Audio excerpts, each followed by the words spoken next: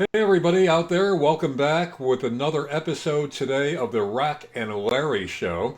And today's episode is going to be a shootout, or at least an intelligent discussion, I hope, of the Second Amendment, your right to keep and bear arms. Now, Rack of the Rack Attack Gamer YouTube channel is with us again, as I mentioned, and he is a strong advocate of keeping the Second Amendment as is. I'm going to be playing devil's advocate and using arguments that are being used against it these days. Now, Rack, I know you feel that it's fine the way it is, it's worked well all these years, but I'm saying that the big argument that's being brought against it, the most frequent argument, I think, is the phrase a well regulated militia. And those who want more gun restrictions say, well, what is a militia and what is well regulated? Does that mean that you and I and a couple of friends could form a militia and that's okay under the Constitution, it's protected? Or does it have to be under state control, state auspices? What do you think? Well, let's take this piecemeal. Let's go back to when this first started. Let's go back to when the Second Amendment was first written, thought of, made, and ratified. Yeah, that was in 1791, by the way, way back then. The ratification, correct. Yeah. All right, so the militia at the time would have been anybody between a certain age. Now, these are loose rules. They weren't written in stone way back when until a ruling happened, but we'll get there. Basically, anybody that was a healthy male could be in the militia. And they would get together. Maybe they would even, shoot at bottles or whatever they did back then and train a little bit. And they were ready, supplied, and ready to go in case anybody invaded us or anything else of that thing happened. And it needed no state approval or regulation? No, I don't believe so. Not in the beginning.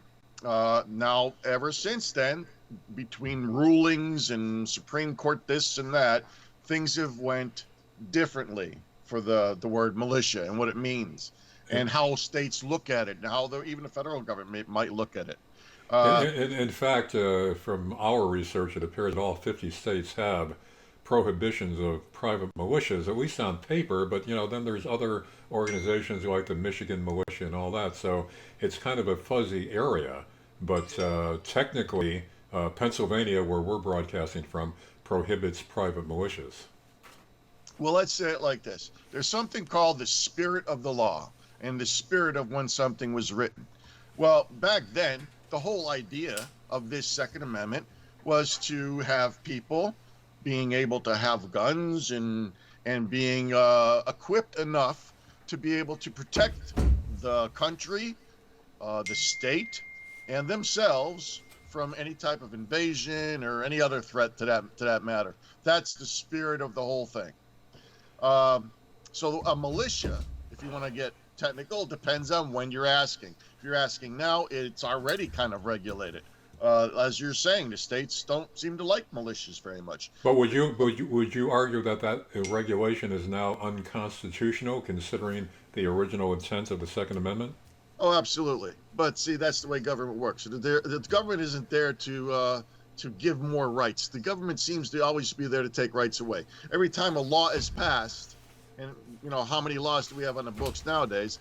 A law doesn't offer you anything more than you had before. A law restricts what you can do. So anytime a law is written, it's restricting you more and more and more and more. And we've had 200 years of written laws restricting us. All right. In fact, earlier on, there was some debate over whether the Second Amendment applied to states as well as to a federal right. And the latest decision, 2010, was McDonald versus the city of Chicago, where the Second Amendment was deemed applicable to citizens' rights everywhere, even in the individual states, through the application of the 14th Amendment.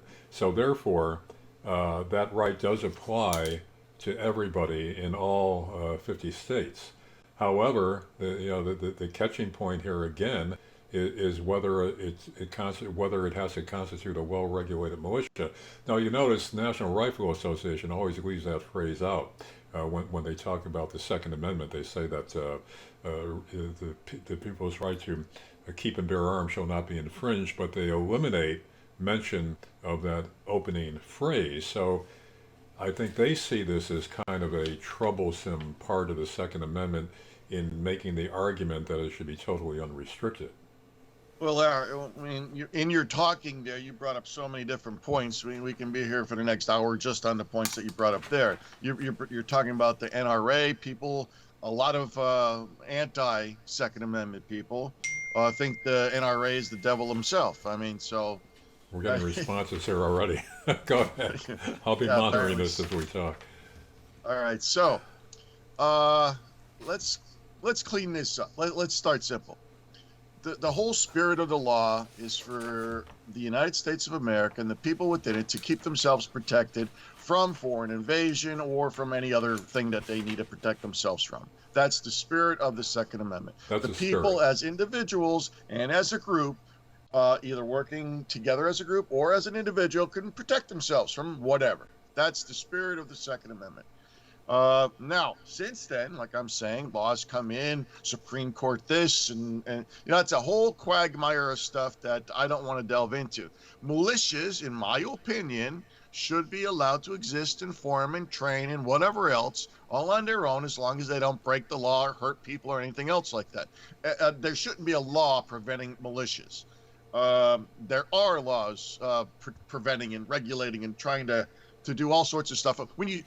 When you say the word militia, some people automatically get it in mind. Oh, those are those bad people that they get guns and they wear camo and they go out in the woods and they're plotting to overthrow the government. It shouldn't be anything like that. All right, but militias.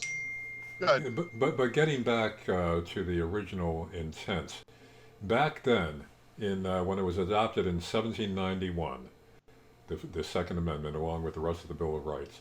What did a well-regulated militia mean back then? Did it mean some state-sponsored, state-sanctioned militia, or did it mean just any able-bodied man could form a militia spontaneously to protect their rights? The spirit of the Second Amendment, probably way back then, from various sources, meant that the writers, the framers of the Constitution, wanted this country to be protected. In addition to armies and navies, etc., so that the individuals could keep themselves armed and be ready to go in case of any type of invasion, etc. More responses coming in pro and con, but go ahead. Yeah, like we're doing this live or something. Again, I want to emphasize I'm playing devil's advocate here. I don't necessarily agree with the arguments that I'm producing, but this is what the debate is all about today. Whether militias should be allowed to exist, whether gun rights should be restricted. Another bugaboo that they bring up, those who want to restrict rights, is if it's totally unrestricted, does that mean that you could have automatic weapons? Could you have rocket propelled grenades? Could you have atomic bombs? What about that argument?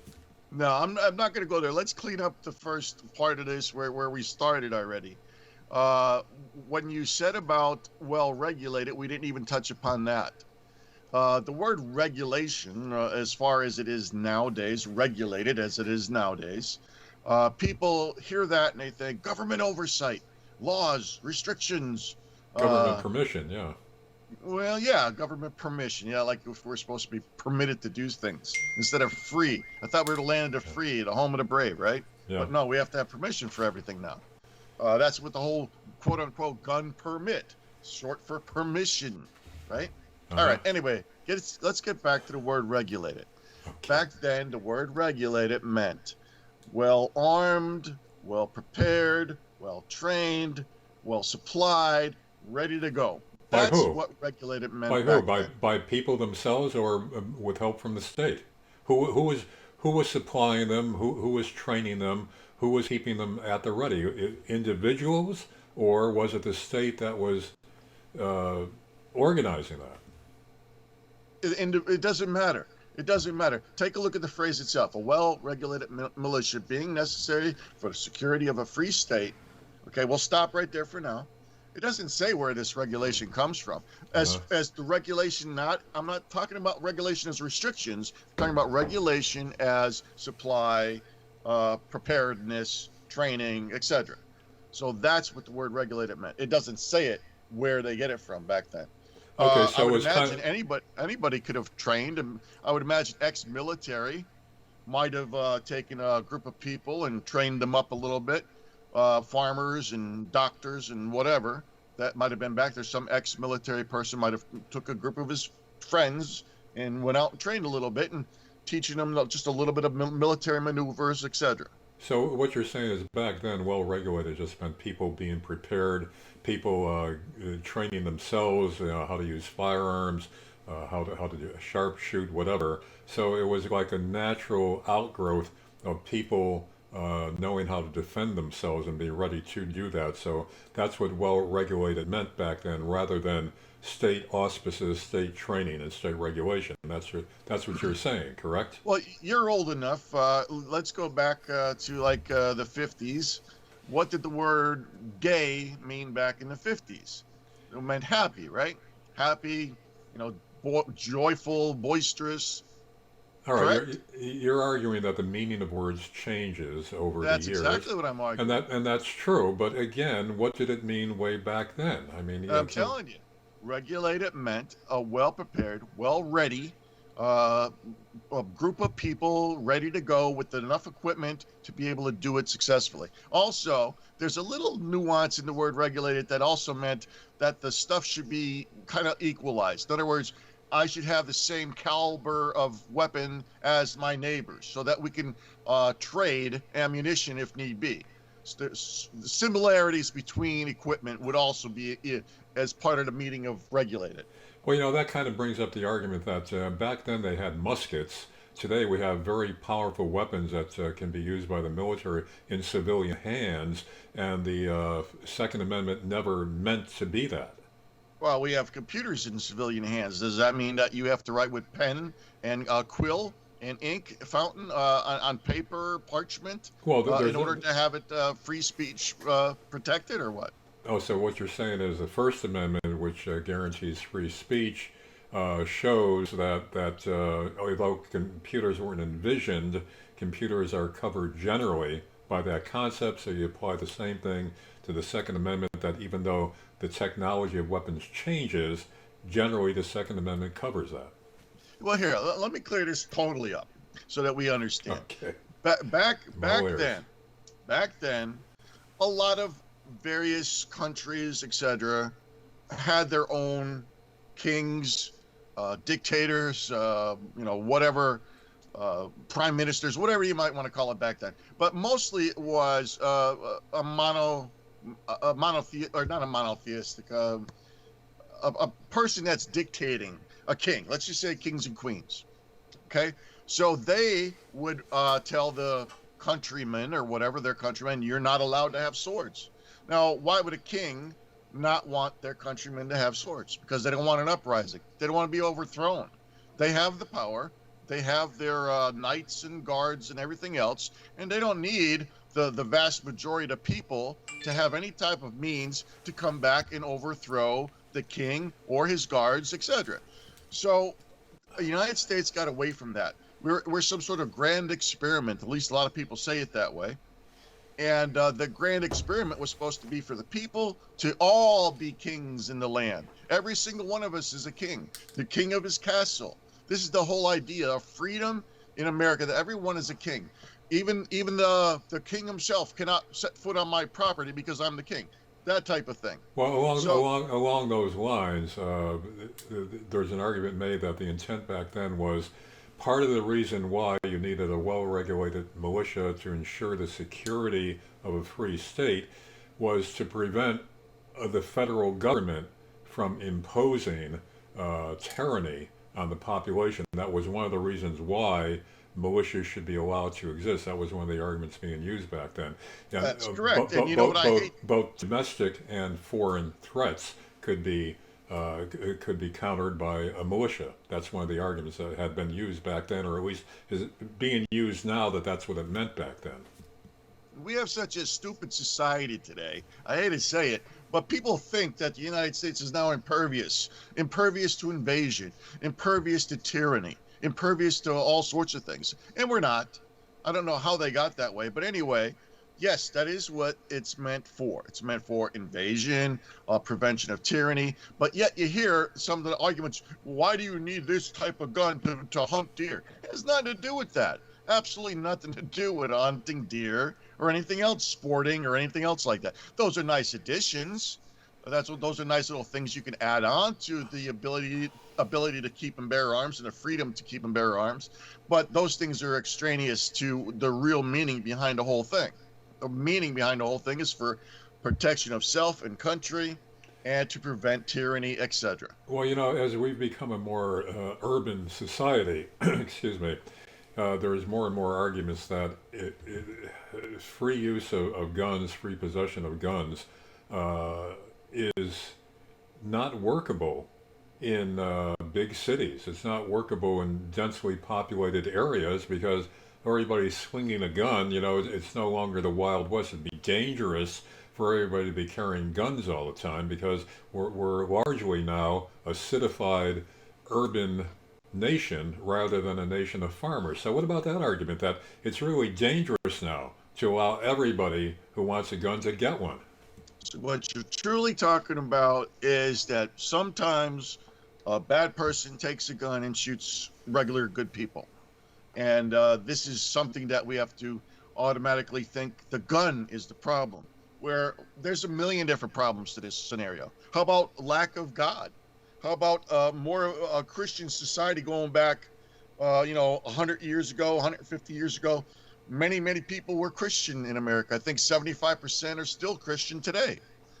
And if you're thinking that what you are doing with your life is going to have a bearing on what's going to happen after life, then you might think twice about shooting your neighbor since it's totally against your religion. Yeah, well, but yet it seems to be a concerted effort to keep religion out of everything. Yeah, but until everybody gets religion and gets morality back, what do you do about people swinging guns around, especially in densely populated areas?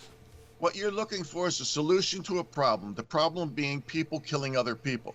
Now, the solution is not the removal of guns. The solution is the advancement of morals, the elevation of morals. Now, if you want to do it with God, that's fine. If you want to do it some other way, which I can't particularly picture, but that's a remedy that needs to be done. Yeah, but not the removal of guns. But in the meantime, if and when that day comes, in the meantime, what do you do to control gun violence?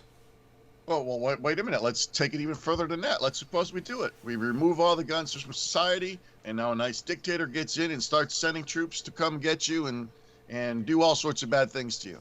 What are you going to do then? The argument there is, what are you going to do against a modern army with sophisticated weapons? No matter what kind of a handgun you have or a rifle you have that's allowed for civilians to have, you're not going to be able to go up against contraire.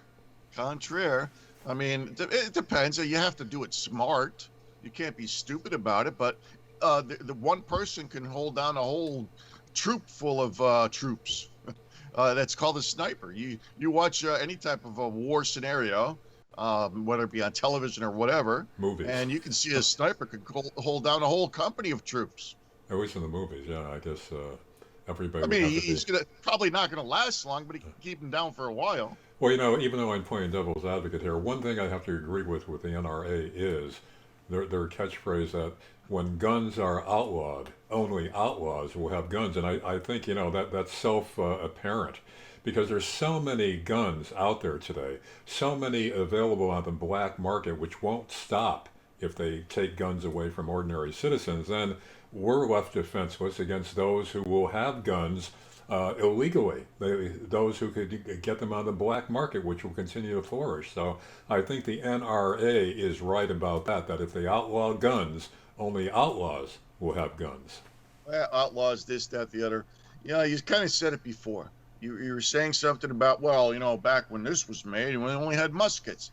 Well, I'll tell you something else that only had muskets back when this was made, the Army, the Navy, etc. So we were on parity with the actual military of the United States, or any other military for that matter.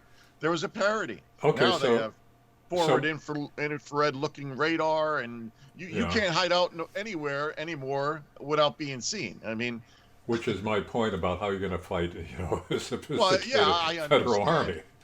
But But what are you going to do? Lay down and die? I hate to say it that way, but I mean, you at least have to have something to give it a shot. well, this also goes to the argument that the firepower should be restricted. Now, are you saying that we should be allowed to have any kind of weapon? Well, we went here once before in another video, I think. Yeah. But I don't think there's any restrictions that should be made. I mean, So we should be allowed to have machine guns and you're rocket saying, propelled grenades? wait a minute.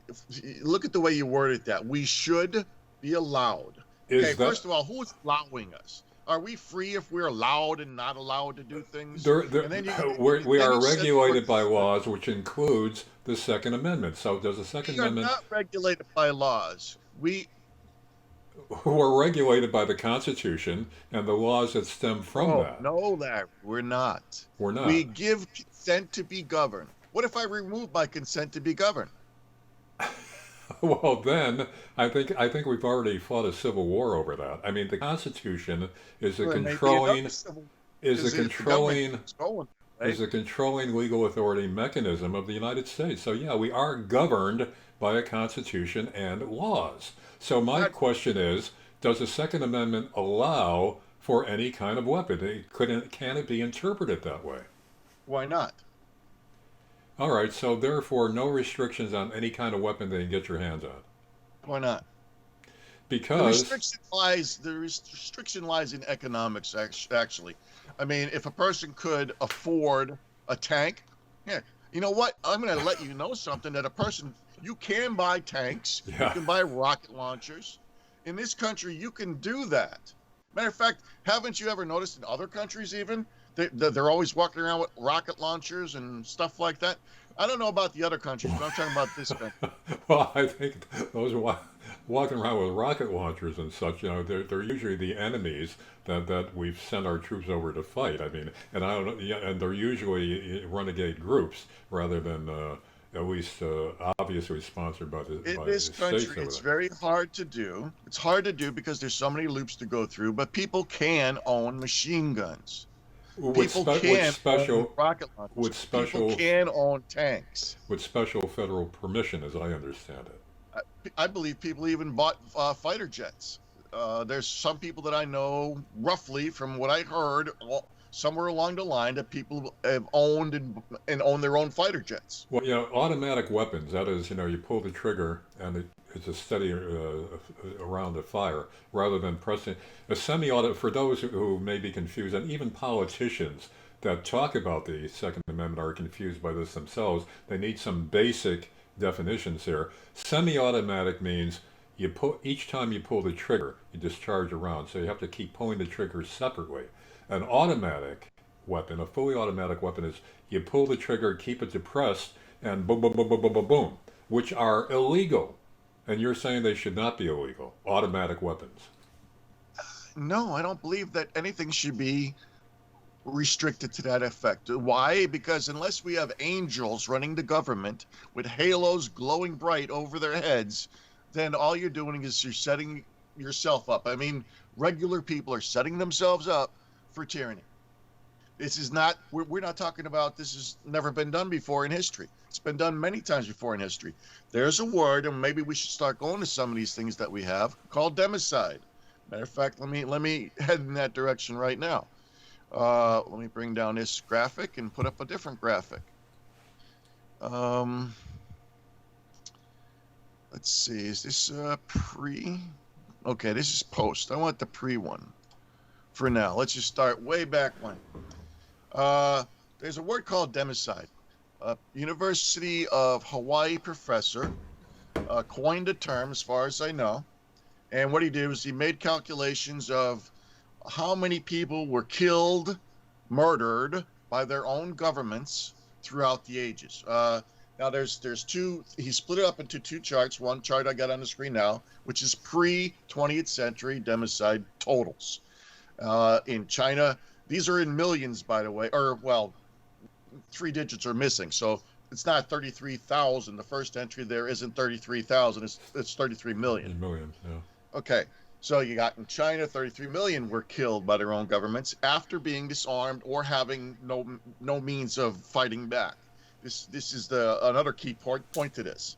They were either disarmed and then killed, or they had no means to begin with. And then you got 29 million, 17. Anyway, the total for pre-20th century democide, murder of people by their own governments, is 625 million. Okay? So it's pre-20th century, 625 million. Let's bring up the post 20th century. So now this is 20th century and onwards. I think only until the year 2000. I think, we stopped counting then. So the totals here are 262 million. So you add them both together, comes to somewhere around 888 million people were killed by their own governments, either after being disarmed or not having arms to begin with. And this is democide. So when you tell me that a school shooting happened and it's a horrible tragedy and 50 people died in, say, like Las Vegas or anywhere else for that matter, yeah, okay, it's very, very horrible tragedy. Can't take anything away from that. Wish it didn't happen. However, you're saying 50 or 25 here or 30 there. I'm talking close to 1 billion people killed by their own governments. The threat is not the guns in society that maybe come to, what's it in the United States per year? 30,000 maybe? Somewhere, I'm just guessing off the top of my head.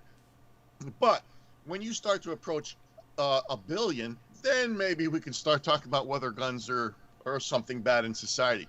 Because until then, the guns prevent democide, which is by far the biggest killer.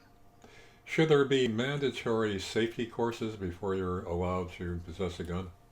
It should be anything, man. I don't like the word mandatory.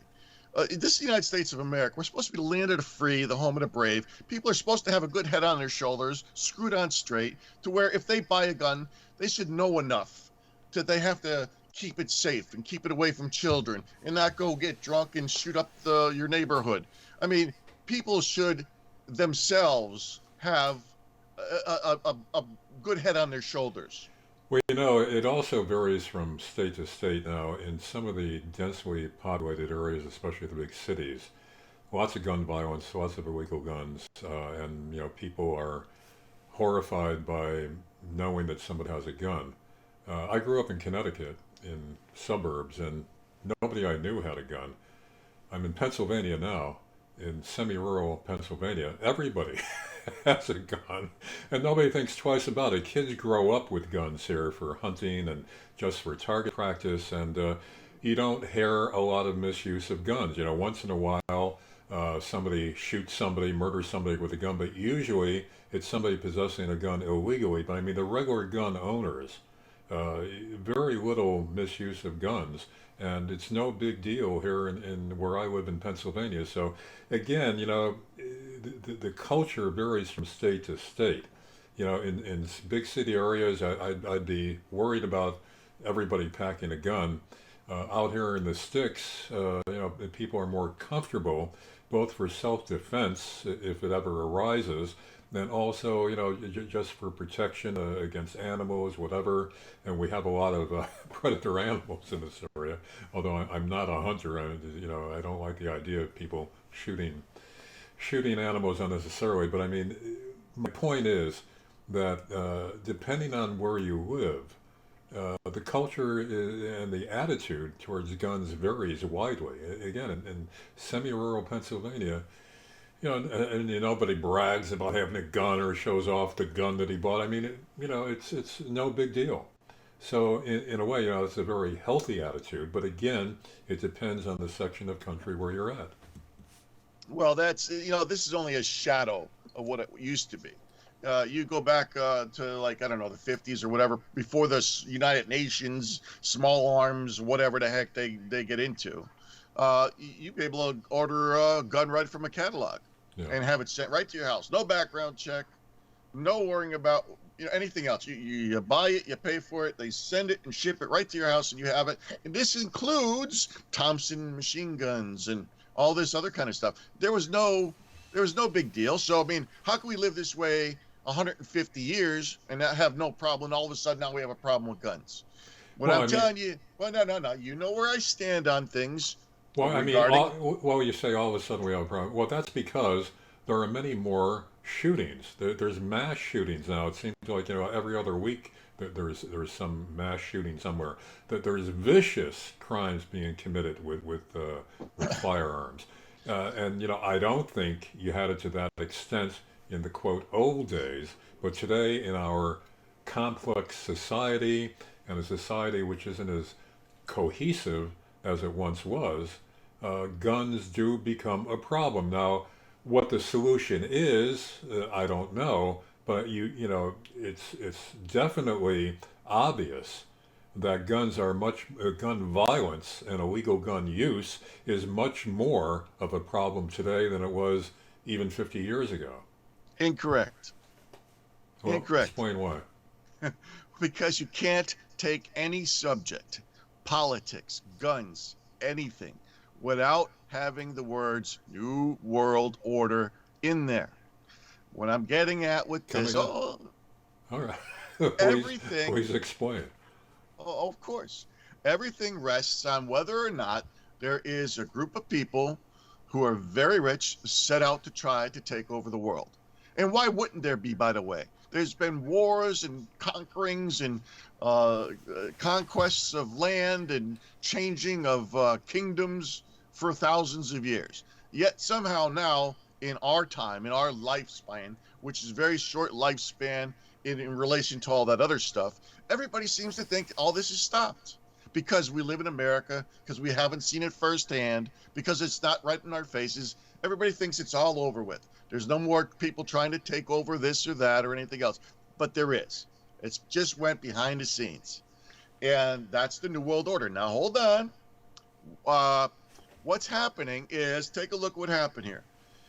I don't remember the exact date, but you had the Dunblane Massacre in England, I think it was. Then you had Port Arthur in Australia. These were, when I was looking into these things, these were mass shootings in other countries. And when I was looking into them, I found a curious thing about them. The Dunblane Massacre and Port Arthur Massacre were 1 month apart. And each one had, as a result, guns being taken away from their entire country. Yeah. So a bad massacre happened. Wish it didn't happen. A tragedy, horrible. But Dunblane, guns taken away from the country. Port Arthur, guns taken away from Australia. Then you had New Zealand, Christchurch just recently, like a year and a half, 2 years ago, whenever it was. And what happened with New Zealand? Guns taken away from New Zealand. You know what this, and Canada just recently had another one. Nova Scotia, or I forget, somewhere in that area, where somebody went in and did another mass shooting type thing, and now guns are heavily taken away from Canada. This is a cookie cutter method. If I am an unscrupulous individual and I want whole countries to get rid of their guns, why couldn't I set up somebody to go out and shoot and kill people and have the whole country up in arms saying, oh, please, please take our guns? This is manipulation. This is psyops. This is these nefarious people in the background that I say exist, New World Order, that do these things on purpose, in my opinion, to remove guns from society. And they've tried it over and over again with the United States, but the Second Amendment is strong in the United States. So you're saying a lot of these mass shootings are orchestrated, contrived, yes, contrived in order to take guns away. Absolutely, in my opinion, yes. Hello everybody. At this point in the video, during post-production, we were both thinking about this one passage from the William Cooper book, Behold a Pale Horse, published in 1991. This passage deals with this type of material that we're talking about now, and I'll read it to you while you see it on your screen. It's the highlighted section. The government encouraged the manufacture and importation of military firearms for the criminals to use. This is intended to foster a feeling of insecurity, which would lead the American people to voluntarily disarm themselves by passing laws against firearms, using drugs and hypnosis on mental patients in a process called Orion. The CIA inculcated the desire in these people to open fire on schoolyards and thus inflame the anti-gun lobby. This plan is well underway and so far is working perfectly. The middle class is begging the government to do away with the Second Amendment. That was the passage, and now a quick reminder. This book was written and published, I would imagine it was written earlier, but published in 1991. All right, we figured we'd stick that in for you. It's something to think about. Now back to the video. Well, I know there's a lot of other people that are thinking along the same lines. Whether you could come up with strong, hard evidence for that is another matter. But, every time there's a mass shooting, you get more and more calls for gun confiscation or gun control. That is true. You go back about maybe, I don't know. Well, since Sandy Hook, even though I don't like to say that word on YouTube because they go ape over it. But you go back right around Sandy Hook, and on television during that time, there was like 4 or 5 different gun shows. It was becoming a popular thing because on YouTube, guns and shooting was becoming popular. I guess the networks and everybody else saw that, oh boy, this is a popular thing happening here. Let's get our own shows. They had Top Shot, which was where they would take a group of people that are shooters and see who could shoot the best, and the best one would win a prize or whatever. Yeah. They had Alaska, Guns Alaska. They had, I don't know. There was like 4 or 5 different ones. Sons of Guns. I can't remember them off the top of my head. And then Sandy Hook happened. And then immediately after Sandy Hook, whoa, all of them came down except for one lingered a little bit. The Alaska one, I think, lingered a little bit because it was more tame. And then eventually that one died out. But they all came down right after Sandy Hook.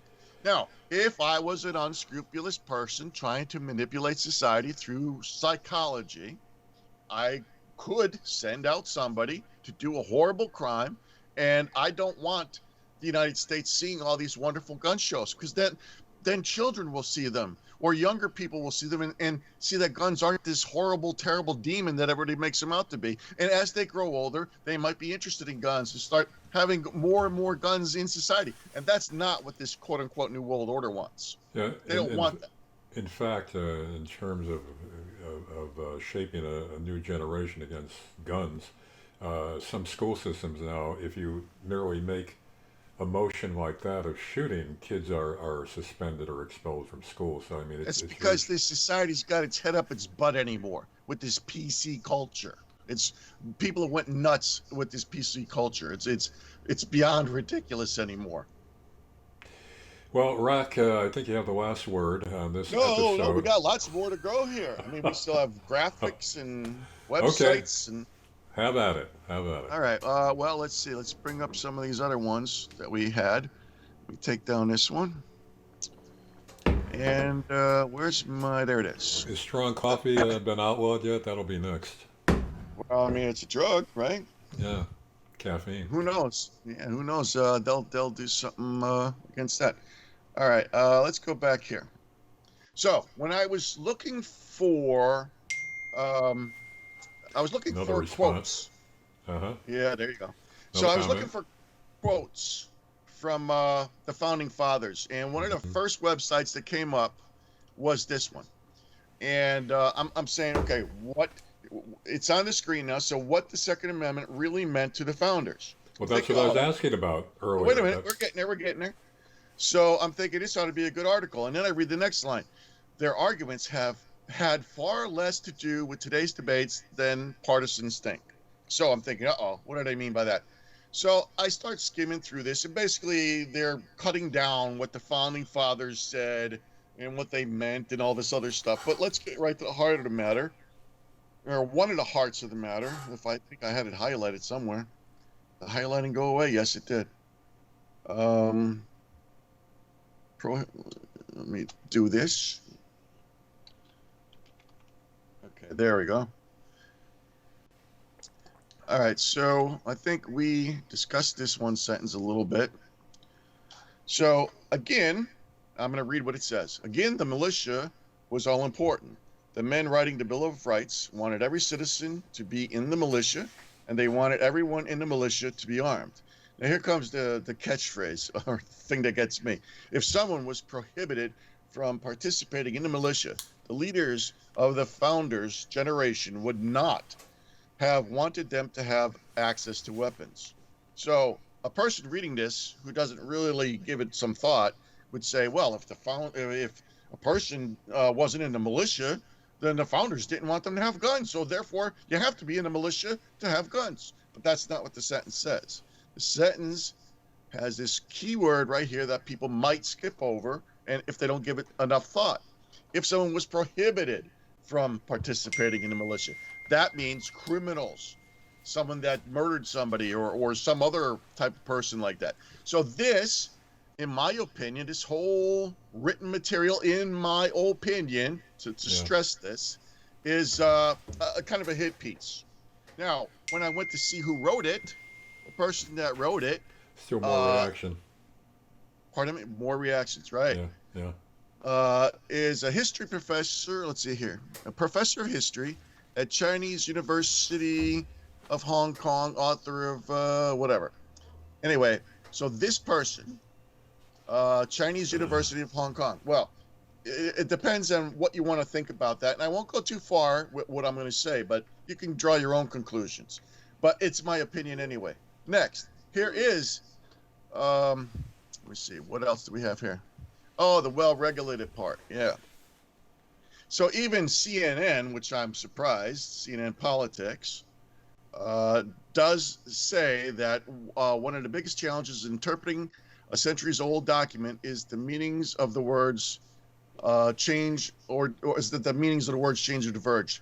And they go on to say that a well-regulated militia means, and I'm not gonna read the whole thing, but basically they're reiterating what I said before, that it's well-armed, well-trained, well-organized, et cetera, et cetera. It does not mean government oversight to the point where you can't do anything. Okay. Let's hold here.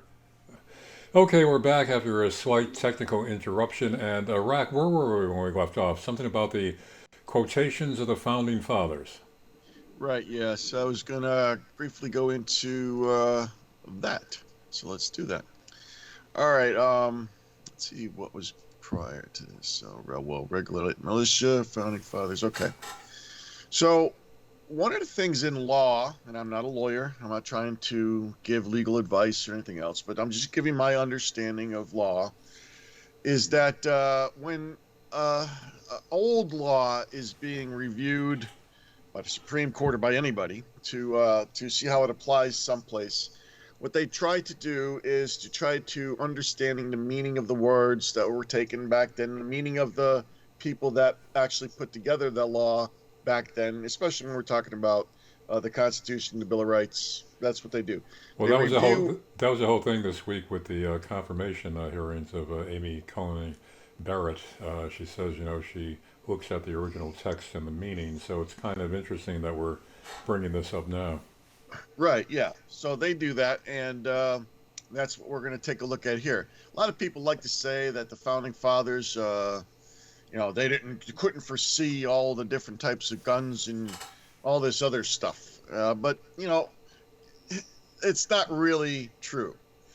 Let's take a look at what George Washington has to say here.